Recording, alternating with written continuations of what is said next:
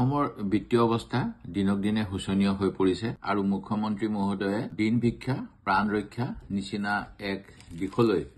অসমৰ জনগণক ঠেলি দিছে আৰু যোৱা 22 দিনত 2250 কোটি টকা অসম চৰকাৰে বিভিন্ন কাম কাজৰ বাবে ঋণ ল'ব লগা এটা পৰিস্থিতি হৈছে 2016 চনত প্ৰথমবাৰলৈ বিজেপি চৰকাৰ অহাৰ সময়ত বৰ্তমানৰ মুখ্যমন্ত্ৰী যি সেই সময়ৰ বিত্তমন্ত্ৰী আছিল তেখেতে বিধানসভাত কংগ্ৰেছ দলক অতি কঠোৰভাৱে সমালোচনা কৰিছিল আৰু প্ৰাক্তন মুখ্যমন্ত্ৰী তৰুণ গগৈ ডাঙৰীয়াক কৈছিল যে তেখেতে 10,000 কোটি টকা ধাৰ লগাই থৈ গৈছে যাৰ বাবে তেখেতে পুৰণা ঠিকাদাৰসকলক ধাৰ মাৰিব লাগিব বিভিন্ন কমিটমেন্ট বিলাক মাৰিব লাগিব সেইকাৰণে তেখেতে কোনো চৰকাৰী কামেই কৰিব নোৱাৰিব কিন্তু এতিয়া দেখা গৈছে যোৱা সময়ছোৱাত এই বিজেপি চৰকাৰৰ প্ৰায় 8 বছৰীয়া কাৰ্যকালত 1 লাখ কোটিতকৈ অধিক ঋণ লৈছে আৰু এই ঋণৰ বোজা যে অসমৰ জনগণৰ ওপৰত পৰিব হেয়া নিশ্চিত কাৰণ ঋণ ললে ঋণ পৰিশোধ কৰিব লাগে আৰু এই ঋণ পৰিশোধ যেতিয়া ৰাজহুৱা খণ্ডত হয় তাৰ বাবে কৰ কাটলৰ বা অন্য খাজনা বৃদ্ধি বিভিন্ন ধৰণৰ ফাইন টেক্স নতুন কৰ উপকৰ এইবিলাক লগায় আৰু ইতিমধ্যে অসমত টল টেক্সকে আদি কৰি বিভিন্ন সামগ্ৰীৰ ওপৰত যি মূল্য বৃদ্ধি হৈছে তাৰ ফলত জনগণ জুৰুলা হৈছে নতুনকৈ এখন টল গেটৰ ঘোষণাও কৰিছে পূজাৰ সময়ত যিখন হ'ব বুলি কৈ এই ক্ষেত্ৰত চৰকাৰখনে কয় যে বজাৰৰ গোটেই বিশ্বতে এনেকুৱা অৱস্থা হেগতিকে তেওঁলোকৰ একো কৰণীয় নাই যেটো অতি দুৰ্ভাগ্যজনক আৰু অসমৰ কেতবোৰ আমাৰ উন্নয়নৰ বাবে যিবিলাক তথ্যৰ ভিত্তিত বাজেট প্ৰস্তুত কৰা হয় সেই ক্ষেত্ৰত কেতবোৰ ক্ষেত্ৰত অসমৰ যোৱা সময়ছোৱাত বৰ্তমানৰ মুখ্যমন্ত্ৰীজনে অন্যতম এজন শক্তিশালী কংগ্ৰেছ চৰকাৰ দিনৰো মন্ত্ৰী হৈ থকা কালত কেতবোৰ বিভাগত তেখেতে পাৰদৰ্শিতা দেখাব পৰা নাছিল তাৰ বাবে বিশেষ আঁচনি বৰ্তমানে ল'ব লগা হৈছে আৰু এই আঁচনি ৰূপায়ণ কৰিবলৈও তেওঁলোকে এতিয়া ঋণ লৈ আছে আৰু এই ঋণ যে তাৰ সময়ত পৰিশোধ কৰিব লাগিব হেয়া নিশ্চিত আৰু বৰ্তমান সময়ত এনে ঋণ লোৱাৰ বাবে ঋণ পৰিশোধৰ কোনো উৎস নথকাৰ বাবে তেখেতসকলে এতিয়া স্কুলৰ মিড ডে মিলৰ পইচাও পুনৰ ঘূৰাই ল'ব বিচাৰিছে ঠিকাদাৰসকলক 30,000 কোটিতকৈ অধিক এতিয়া তেওঁলোকৰ কামৰ বিপৰীতে পইচা দিবলৈ আছে যাৰ বাবে গুৱাহাটী উচ্চ ন্যায়ালয়ে তেওঁলোকক ভৎখনা কৰিছে আনকি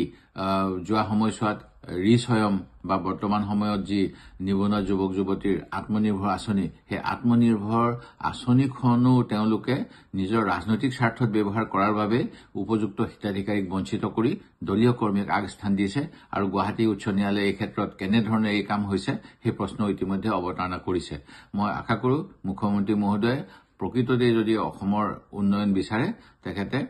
কৃষি খণ্ডত বা জলসিঞ্চন খণ্ডত আৰু অন্যান্য খণ্ডত যাতে আমাৰ আৰ্থিক উন্নয়ন হয় আমাৰ অৰ্থনৈতিক প্ৰগতিৰ ক্ষেত্ৰত এই বিভাগসমূহে যাতে পাৰদৰ্শিতা দেখাব পাৰে তাৰ বাবে প্ৰকৃত ব্যৱস্থা লওক আৰু হিতাধিকাৰী সৃষ্টি কৰি আমাৰ অৰ্থনীতি ধ্বংস কৰাৰ যি পৰিৱেশ কৰিছে তাৰ দ্বাৰা যি বৃহৎ ক্ষতি ভৱিষ্যতে হ'ব ইয়াৰ পৰা অসমখনক ৰক্ষা কৰক এজন প্ৰকৃত অসমৰ হিতাকাংক্ষী হিচাপে যোৱাকালি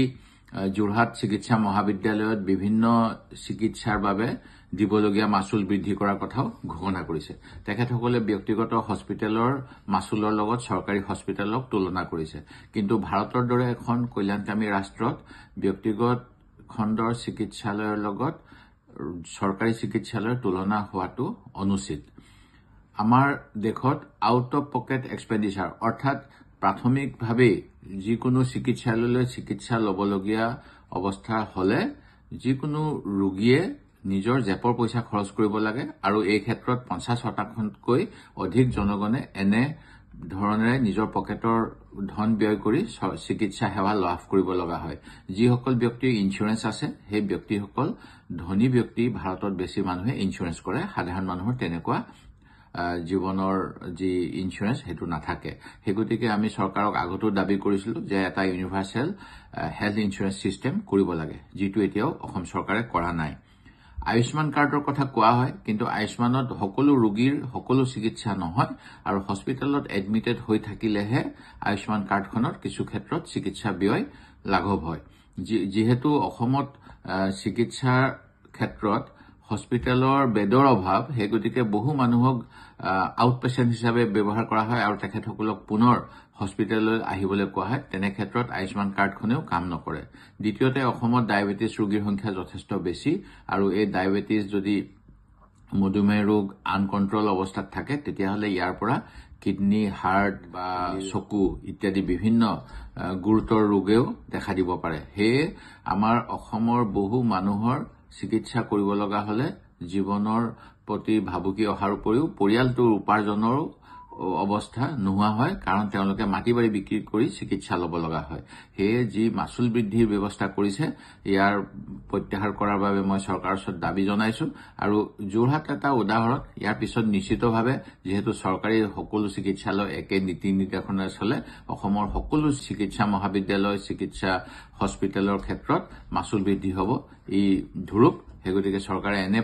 যেন জনবিৰোধী পদক্ষেপ নলয় তাৰ বাবে মই অসম চৰকাৰক দাবী জনাইছো